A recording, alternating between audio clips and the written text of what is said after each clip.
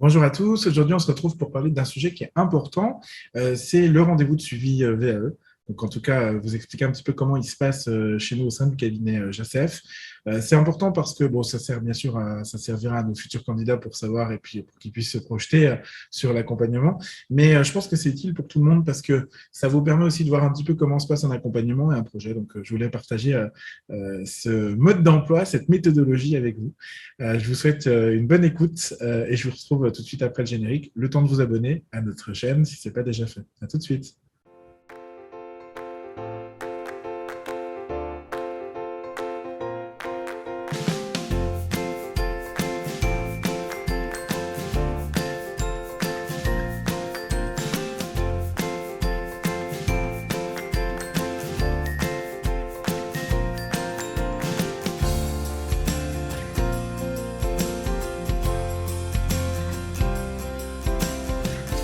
Heureux de vous retrouver cette semaine pour un nouvel épisode. Je suis Julien Ricard, je suis ingénieur de la formation et des compétences. C'est un Master 2 que j'ai obtenu par le biais de la VAE et mon métier, c'est l'accompagnement, la formation pour adultes. J'accompagne à la VAE depuis maintenant 2015 sur tout type de diplôme, tout domaine et tout niveau. Et dans ces épisodes, je vous partage chaque vendredi un maximum de trucs, d'astuces, de bonnes pratiques, de retours d'expérience pour vous aider à vous lancer du mieux possible dans la démarche de VAE et, je l'espère de tout mon cœur, la réussir. Alors, comment ça se passe un rendez-vous de suivi chez nous? Déjà, un petit préambule. Désolé si vous avez une petite interférence qui fait très chaud cette semaine. Et, on a mis les ventilos, donc j'espère que ça ne sera pas gênant au son. Voilà, nos excuses si c'est le cas. Petit préambule aussi pour vous dire quand même plusieurs choses. Alors nous, au sein du cabinet, on a fait le choix d'avoir des rendez-vous qui sont 100% distanciels. Donc, ils se déroulent sur Zoom ou sur Teams selon votre convenance. Pour tout un tas de raisons, on a choisi cette méthodologie. Déjà parce que c'est plus pratique. Ça nous permet et ça vous permet de faire les rendez-vous finalement depuis le bureau, depuis la maison, depuis là où vous êtes. Et c'est utile pour nous parce qu'on se déplace quand même pas mal. Et ça nous permet du coup de toucher aussi un public plus nombreux parce qu'on peut travailler en national. On a des gens qui sont partout en France et d'ailleurs, j'allais dire dans le monde même. On a des gens dans les Antilles, voilà, donc avec qui on peut travailler grâce à ce distanciel. Distanciel, chez nous, c'est quelque chose qui est dans notre ADN puisqu'on travaille à distance depuis 2019, si je ne m'abuse. On a depuis 2017 sur la VAE, 2019 sur les formations, donc quasiment du 100% distanciel.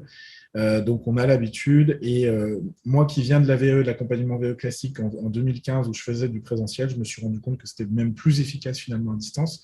On gagne du temps, on est plus efficient et c'est même plus pratique finalement parce qu'au lieu d'être côte à côte et de corriger un dossier sur un écran où on n'est pas à l'aise, en fait, on partage l'écran et ça permet vraiment d'être plus à l'aise, plus agréable de travailler ensemble. Donc, je trouve ça vraiment important de se le dire. Il y a une autre raison pour laquelle on travaille en distanciel. Et je suis très transparent comme je le fais toujours et avec mes candidats et avec mes clients et avec mes collaborateurs, peu importe.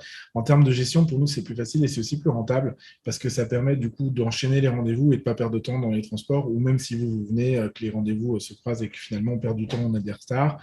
C'est plus rentable pour nous et donc ça se ressent aussi sur nos tarifs parce que ça nous permet d'avoir des tarifs plus accessibles. Et l'accessibilité, c'est la dernière raison qui nous pousse à faire du 100% distanciel parce que ça permet, vous savez que le handicap est un gros sujet chez nous, on est engagé sur rendre nos formations et nos accompagnements, quels qu'ils soient, coaching et VAE, accessibles à tous et notamment aux personnes en situation de handicap.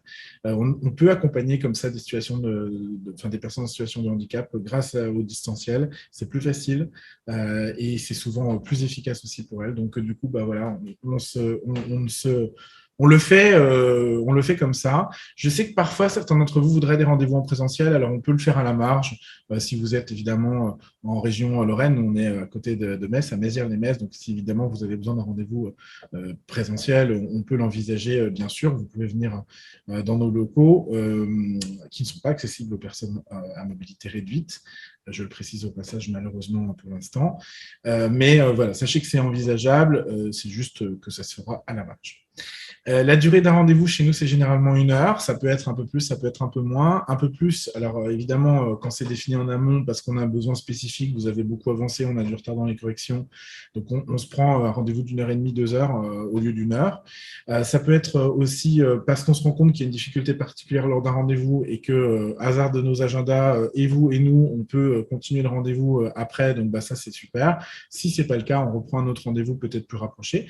Et puis ça dure un peu moins longtemps si on se rend compte qu'on ne va pas rester 1 heure en rendez-vous, ni vous ni nous, quand on n'a rien à se dire. Donc si vous avez par exemple des corrections qui durent un peu moins longtemps, on arrête au bout d'une demi-heure, 3/4 d'heure, en fonction du temps que vous avez. Et c'est aussi un critère qui est très important pour vous parce que ça veut dire qu'il faut produire suffisamment, je vais y venir juste après, pour assurer finalement les corrections pendant le rendez-vous. Je vous parle de corrections, c'est peut-être encore pas très clair pour vous, mais ça va le devenir normalement dans les minutes qui viennent. Je vérifie que tout est OK au niveau de l'enregistrement pour pas qu'on ait de surprise. Ensuite, c'est tout bon pour moi. Et en termes de rythme et de régularité, je voudrais terminer là-dessus dans le préambule parce que c'est important de vous dire. Moi, je recommande un rendez-vous tous les 10 jours en moyenne. Alors, en dessous d'une semaine, je ne trouve pas que ce soit très pertinent. Au-dessus de 15 jours, c'est compliqué parce que du coup, vous pouvez plus facilement décrocher. Moi, je vous conseille vraiment tous les 10 jours. Après, on s'adapte à nos contraintes respectives d'agenda, à vos besoins, à votre niveau aussi. Voilà, tout dépend aussi d'où vous en êtes dans l'accompagnement. Il y a des périodes qui nécessitent qu'on ait des rendez-vous plus rapprochés, des périodes qui nécessitent qu'on puisse espacer les rendez-vous, qui le permettent en tout cas. Et donc, voilà, sachez qu'on a cette possibilité, cette flexibilité, cette souplesse qui fait partie de l'ADN de notre cabinet. En termes de rendez-vous maintenant, donc on va vraiment passer au rendez-vous en tant que tel. Je vais juste couper ce truc-là parce que je suis désolé, ça fait du bruit encore en plus des ventilateurs. C'est l'imprimante qui s'y met. Quand ça ne veut pas, ça ne fait pas. Il faut que vous compreniez quelque chose. C'est qu'en amont du rendez-vous, donc entre les rendez-vous pour vous, entre les rendez-vous de suivi, vous avez des devoirs d'un rendez-vous à l'autre. Ces devoirs, ils peuvent être de deux natures. La première nature, c'est des e-learning à consulter. Alors, on propose un ou plusieurs e-learning à chaque grande étape de l'accompagnement. Je vais vous donner quelques exemples, mais vous avez des e-learning, par exemple, au niveau de la recevabilité, vous avez des e-learning, par exemple, au niveau du démarrage du livret 2, pendant le livret 2, etc. Donc, en fait, c'est un peu rythmé, finalement, par des e-learning. Les e-learning, c'est quoi? C'est finalement des vidéos qui sont enregistrées. Alors, contrairement à la chaîne YouTube que vous consultez peut-être si vous êtes sur YouTube ou si vous êtes en podcast, sachez qu'il y a une chaîne YouTube en parallèle. Là, vous ne me voyez que moi, mais dans l'e-learning, vous avez le support en plus. Et donc, on détaille finalement, là, on est dans le dur du sujet, là, je suis plutôt sur une phase de promotion de la VAE. Et dans le e-learning, je suis vraiment sur la méthodologie, comment on attaque un dossier, un oral, etc., en fonction de où vous en êtes. Moi, je vous recommande vraiment de consulter ces e-learning. On les a fait parce que à la base, j'avais le sentiment de toujours répéter la même chose pendant mes rendez-vous, donc j'ai essayé de tout concentrer en une seule ingénierie. Et ça vous permet finalement, vous, d'être plus tranquille aussi au moment où vous regardez, parce que le e-learning, vous pouvez le regarder à un moment qui est propice pour vous, prendre des notes, le revoir, revenir en arrière si vous n'avez pas compris quelque chose.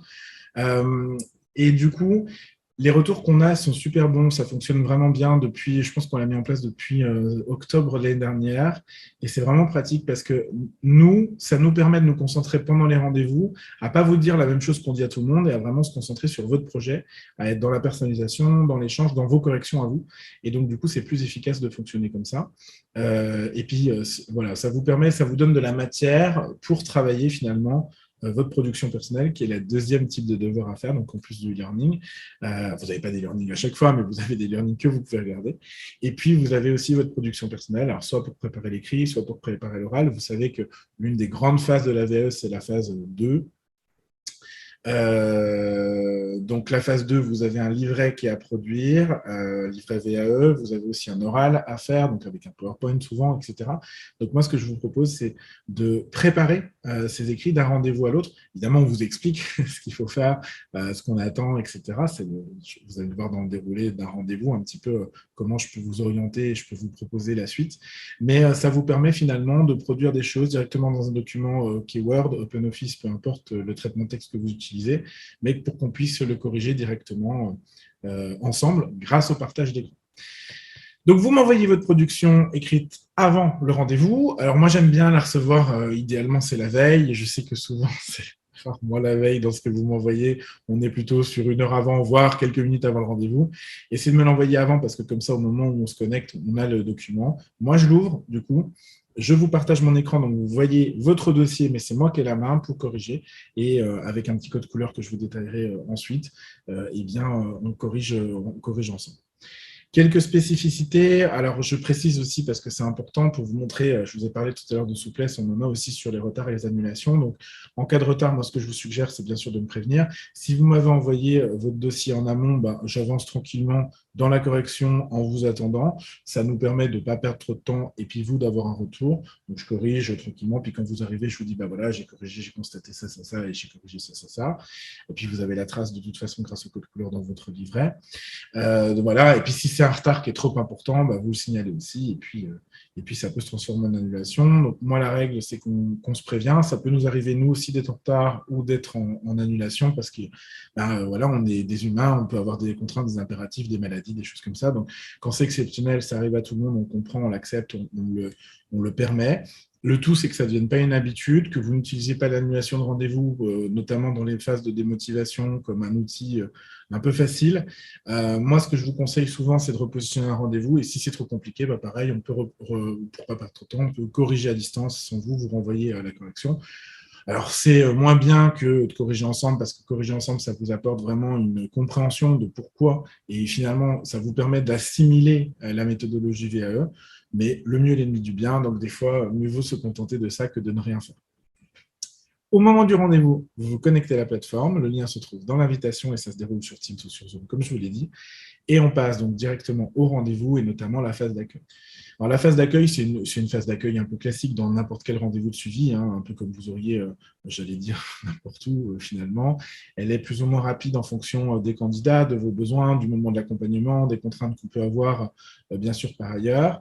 Et il s'agit, je pense, enfin, en tout cas pour moi, l'objectif, c'est de savoir comment vous allez, déjà en dehors de votre démarche de VAE, mais aussi dans votre démarche de VAE, et finalement, les difficultés que vous avez peut-être rencontrées, au contraire, les succès que vous avez vus, parce que ça me permet derrière d'accompagner notre accompagnement, tant sur le fond que sur la forme, et ça permet aussi de répondre peut-être à une ou deux questions que vous vous posez pour avancer.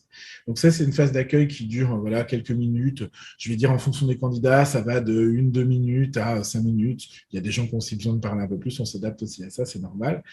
Ça crée le lien, ça crée la relation, et c'est important de pouvoir faire confiance à votre consultant, si c'est moi ou si c'est un de mes collègues, peu importe. Deuxième étape, la correction du dossier. Et là, je vais vous décrire un petit peu ce qu'on fait. Alors, il y a beaucoup de choses parce qu'en fait, on relie ensemble votre dossier. Donc, peu importe où vous en êtes, hein, on fait sur la phase de recevabilité, sur le livret 2, sur l'oral de VAE, peu importe. Ça permet vraiment de balayer sur, OK, est-ce que déjà, on comprend ce que vous avez voulu écrire? C'est la base, mais déjà, est-ce qu'on comprend? Parce que sinon, on ne comprend pas, il y a de fortes chances que le jury ne comprenne pas. Ensuite, on va vérifier tout ce qui est adéquation avec le référentiel. C'est un point qui est très important. Moi, je le fais systématiquement à chaque rendez-vous. C'est est-ce que ça sert? Est-ce que ce que vous avez écrit sert? Est-ce que c'est hors sujet ou pas? Si c'est dans le référentiel, c'est pas hors sujet, donc on s'en assure. Ensuite, on va bien sûr tout ce qui est compléter, enrichir, vérifier, corriger, retirer aussi des choses. Des fois, je supprime, moi j'enlève. Je supprime, j'enlève. Non, je vous raye les choses pour que vous puissiez, de rendez-vous à l'autre, décider si vous le virez ou pas. Mais en tout cas, mon rôle, ça va être mon rôle, celui de mes collègues accompagnateurs, c'est toujours on vous pose des questions, on vous confronte à ce que vous avez écrit. Comment tu fais ça? Pourquoi tu fais ça? Quel est le contexte? Dimensionne-moi ça, combien il y a, etc. On utilise le QQ QCCP, beaucoup. QQ QCCP, c'est un outil de résolution de problèmes. C'est un acronyme pour qui, quoi, où, quand, comment, combien, pourquoi. C'est un outil que je vous recommande d'utiliser dans votre démarche de VE parce que il vous permet vraiment de ne rien oublier dans les dimensions. Donc, on va vous poser ces questions-là pour améliorer, optimiser ensemble votre écrit. On vérifie aussi tout ce qui est cohérence d'ensemble, la structure, l'organisation des idées, est-ce qu'elles sont amenées correctement, est-ce qu'elles s'enchaînent correctement, le style que vous utilisez, est-ce que le vocabulaire est adapté au niveau de votre diplôme, est-ce que vous accompagnez suffisamment votre jury lecteur dans le cheminement qui est le vôtre, est-ce que vous trouvez ce que vous dites, de quelle façon, est-ce que les preuves sont pertinentes, on les regarde, on les analyse ensemble, on va vérifier aussi la présence d'apports théoriques qui vont venir confirmer ce que vous dites, donner du crédit à ce que vous écrivez. Souvent, je vous challenge un petit peu sur les sources, parce que des Wikipédia ou des machins comme ça, c'est pas forcément ce qu'on attend en face. Donc, je vous challenge pour trouver de nouvelles sources, etc. On regarde la forme, on va regarder tout ce qui est... sur la forme, c'est important de se le dire, moi, je ne fais plus de corrections. À une époque, je corrigeais les dossiers, mais en fait, c'est trop contraignant. Je ne fais plus de corrections. Je ne vais pas vous corriger les ER, Z et machin et tout ça, parce qu'à un moment, c'est pas le job d'un accompagnateur VAE. Par contre, je vous sensibilise, je vous dis attention, là, il y a vraiment un problème avec les S, là, il y a un problème avec les accents, etc. J'en sais rien. Il y a un problème de ponctuation, tout ça. Et je vous invite, je vous les matérialise souvent pour que vous en rendiez compte et vous compreniez. Je vous explique les règles s'il y a besoin. Et puis, je vous renvoie ensuite à est-ce que vous êtes en capacité de le faire, vous, de corriger, de relire? Tant mieux. À ce moment-là, faites-le avant de rendez-vous, parce que c'est plus agréable, plus agréable et plus confortable pour corriger. Et puis sinon, si ce n'est pas possible, parce qu'on a tous notre propre niveau et nos propres lacunes en orthographe, moi le premier, à ce moment-là, faites-vous relire par quelqu'un de votre entourage qui, lui, est meilleur que vous sur cet aspect, voire plusieurs personnes. Ça vous permet d'éviter finalement des coquilles et des petites boulettes. Mais voilà, en tout cas, je vous sensibilise aussi sur la forme. Enfin voilà, un petit peu tous les différents sujets. Ce n'est pas exhaustif, mais ça vous donne simplement une idée de tout ce qu'on fait pendant un rendez-vous et vous voyez qu'on ne s'ennuie pas, qu'il y a des choses à se dire. C'est intéressant parce que hier, j'étais en rendez-vous avec un candidat VE d'un autre cabinet qui est venu parce qu'il s'interrogeait sur son accompagnement. Et je le salue au passage, Omar, si tu regardes cette vidéo, parce qu'il est venu grâce aux vidéos YouTube, lui. Et Omar me disait, ah ouais, mais en fait, moi, elle me dit que c'est bien, mon accompagnatrice VAE, et en fait, elle ne corrige pas. Et je lui ai fait un rendez-vous, comment nous, on le fait. Alors, sans corriger vraiment le dossier, mais simplement en le relisant.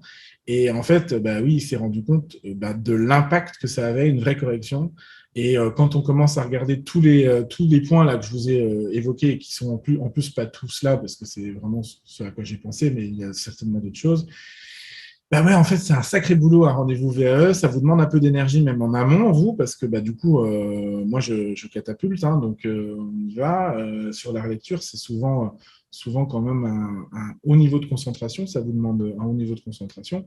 Donc voilà, il faut quand même avoir en tête ça. Il y a une condition pour que ça puisse se passer et se passer correctement, c'est de produire.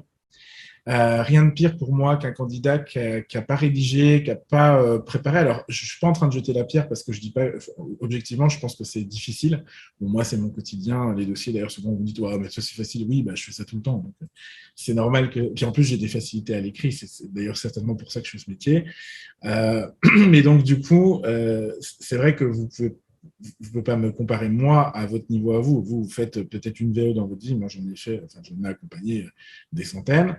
Donc, je sais que c'est parfois compliqué de rédiger, mais je sais aussi que parfois, vous mettez des freins et des blocages vous-même et vous dites, j'ai écrit des choses, et en fait, souvent, vous dites, j'avais écrit, mais j'ai tout effacé parce que j'avais peur de te montrer, j'avais honte, j'avais peur de me tromper, etc. Première chose que je veux vous dire, c'est que vous ne pouvez pas vous tromper. C'est votre pratique professionnelle, c'est votre environnement professionnel, c'est votre contexte professionnel. Vous le connaissez mieux que personne, vous le connaissez bien mieux que moi.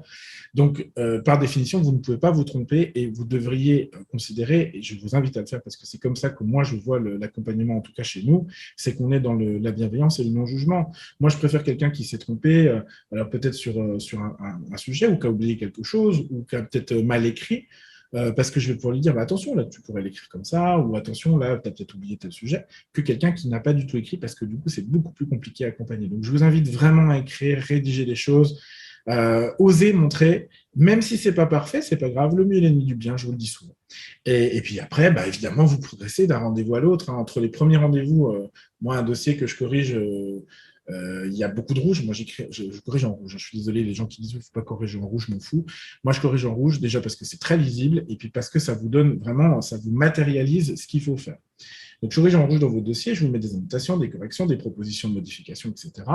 Et c'est vous qui avez la main ensuite, pendant l'intercession, si vous voulez, pour prendre en compte ces remarques et vous dire, oui, là, je suis d'accord avec Julien, je corrige comme ça, ou non, là, je ne suis pas d'accord, et j'assume, j'écris de cette façon, ou je vais réécrire un peu différemment, peu importe. Mais c'est vous qui êtes l'auteur de vos dossiers. Moi, je ne corrige pas je n'écris pas à votre place. Je vous propose des optimisations, des corrections, des améliorations, et vous disposez. Parce qu'il y a une règle à ça, c'est que c'est vous qui défendez devant l'oral, derrière, devant le jury, donc c'est important que ce soit vos mots à vous. Pendant qu'on fait cette relecture, en plus de tout ce que je vous ai dit, je vais répondre en parallèle à toutes les questions que vous posez. Alors, je dis je, mais nous allons répondre parce que j'ai mes collègues qui font ça très bien aussi. Souvent, des sujets de réassurance, vous avez besoin, je vois la plupart des candidats vous avez besoin de vérifier que vous êtes dans les clous, que vous avancez suffisamment bien, suffisamment vite. Euh, Vous avez besoin de savoir parfois ce qui se passe ensuite pour vous projeter, pour vous apporter une visibilité. Vous avez besoin de répondre aux peurs, aux angoisses qui sont les vôtres, c'est normal. C'est le rôle du consultant VAE. C'est comme ça qu'on le conçoit au sein du cabinet. Donc, souvent, on passe un bon moment à vous rassurer pendant le rendez-vous, y compris pendant qu'on corrige. Ça peut être des questions aussi liées à votre organisation personnelle. Je demande souvent comment vous travaillez. Je vous aide à réfléchir à comment optimiser votre organisation pour être plus efficace, plus productif. Et puis, vous préservez aussi, parce que l'équilibre, il est important de trouver l'équilibre entre sa vie perso, professionnelle, sociale, etc., et le projet VAE. Et puis, ça peut aussi être sur des sujets très précis, des questions qui vous sont apparues depuis le dernier rendez-vous, que vous avez. Moi, je vous propose toujours de les noter et ça vous permet de ne pas les oublier et de me les poser pendant nos rendez-vous. Je vérifie aussi votre motivation, on s'en parle parce qu'elle fluctue, notamment en fonction des difficultés. Ça permet voilà, d'en discuter, de vous rassurer là aussi sur ce sujet qui est important. Et si le sujet de la motivation vous intéresse, je vous renvoie à un épisode vraiment dédié à ça qui s'appelle le processus de motivation. Je pense que c'est un des tout premiers épisodes. Sarah vous mettra le lien en barre d'infos.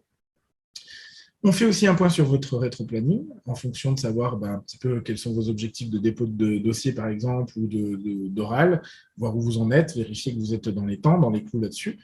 Ça me permet de vous pousser un petit peu si vous êtes un peu à la bourre, de vous rechallenger, de vous rappeler aussi vos engagements s'il y a besoin, et puis au contraire de vous rassurer, de vous dire que bon, c'est hyper important le calendrier et le planning. Et puis, dernier point, parfois je vous engueule. Alors, je vous engueule toujours avec. Ça fait rire quand je dis ça, je vous engueule avec bienveillance, mais c'est un peu ça. Ça se fait gentiment. Je ne suis pas là pour vous heurter, vous blesser, bien au contraire. Mais souvent, la bienveillance, ça veut dire vouloir le bien de l'autre. Et je pense que je fais preuve de beaucoup de bienveillance parce que je veux votre bien et je sais que parfois, pour votre bien, il faut un peu vous secouer. En tout cas, vous challenger, vous confronter voilà, ce que vous faites ou ce que vous ne faites pas, à ce que vous m'avez dit que vous alliez faire mais que vous n'avez peut-être pas fait, à vous sortir finalement de votre zone de confort. Et ça, moi, j'aime bien le faire, hein, donc ça ne me pose pas de problème. Donc, je le fais souvent avec humour parce que bon, ça passe mieux, mais je le fais quand même. Comptez sur moi, comptez sur nos équipes pour vous challenger là-dessus parce que le rôle d'un consultant, et ça me rappelle une remarque, on n'est pas coach VAE, des fois j'utilise cette expression, mais j'ai tort de l'utiliser. On est consultant, c'est-à-dire qu'on fait du conseil. Et le rôle du coach, c'est de vous poser des questions, de vous amener à votre objectif. Le rôle du consultant, c'est de vous dire non, mais là, attention, là ça ne va pas. Et ça, il faut aussi être capable de le faire. C'est pas facile hein, d'ailleurs quand on est consultant, parce que bon, moi, quelqu'un qui a travaillé pendant plus d'une semaine sur une partie du livret sur laquelle il a eu du mal et que je lui dis non, là ça va pas, il faut peut-être la supprimer. Parce qu'elle te dessert, parce qu'elle ne vise pas ton objectif de démontrer tes compétences avec le référentiel, tout ça. Des fois, vous avez du mal, vous dites, mais non, je veux pas, tout ça. Et puis, alors la fois d'après, vous revenez en me disant, j'ai compris ce que tu voulais me dire. Et tout. Mais, voilà. Ça fait aussi partie du job du consultant et de l'accompagnement et de nos rendez-vous de suivi que de vous dire avec bienveillance et tact, mais de vous dire quand même les choses. Voilà, c'est ce qui se passe un petit peu pendant le rendez-vous. Ensuite, on a une phase de conclusion de rendez-vous. Alors, ça dure entre 5 et 10 minutes généralement. On commence par une synthèse. Moi, je vous récapitule toujours les points qui m'ont marqué. Alors, les points positifs sur lesquels vous pouvez vous appuyer, les points d'amélioration. En les synthétisant parce que ça vous permet de les avoir bien en tête. Je vous prépare un mail avec toute la récapitulation de ce qu'on s'est dit pour les objectifs du prochain rendez-vous, donc ce que vous avez à faire, l'objectif du prochain rendez-vous. On fixe ensemble une date et puis je m'occupe de toutes les formalités administratives, donc la mise à jour de votre extranet, l'envoi des faits d'émargement, tout ça. Et ça vous permet du coup d'avoir tout ce qu'il faut pour derrière redémarrer une phase de préparation avant le prochain rendez-vous de suivi. On a 2 formules d'accompagnement à la VE en ce moment, alors parce que ça peut évoluer au moment où vous regarderez cet épisode, où vous l'écouterez. On a une formule je crois que c'est 18 heures et une formule à 24 heures. Donc, c'est globalement le nombre de rendez-vous que vous avez. On enlève les rendez-vous de démarrage, de cadrage, tout ça, et puis les rendez-vous vraiment de finalisation. Mais globalement, vous avez une vingtaine de rendez-vous avec nous, hein, un peu moins, un peu plus en tout. Et rendez-vous suivis, du coup, vous en avez quelques-uns en moins. Mais globalement, on est à ça. Donc, c'était important de vous expliquer comment ça se passait un rendez-vous de suivi. J'espère que ça vous est utile, que ça vous aide, que vous arrivez un petit peu mieux à comprendre, à vous projeter pour qu'un jour on travaille ensemble si ce n'est pas déjà le cas. Merci pour votre confiance si on travaille déjà ensemble et j'espère que ça vous aide et que ça vous est utile et que les rendez-vous vous rapprochent de votre objectif d'être diplômé. Voilà ce que je voulais vous dire pour aujourd'hui. Je vais m'en arrêter là. Simplement vous rappeler que vous pouvez vous rendre sur le site internet jasef.com pour vous abonner à notre newsletter, pour découvrir nos formules d'accompagnement à la VAE. Et puis, on se retrouve vendredi prochain pour une prochaine vidéo sur prochain épisode sur le conseil de la semaine. D'ici là, je vous souhaite le meilleur. Portez-vous bien et je vous embrasse. À bientôt.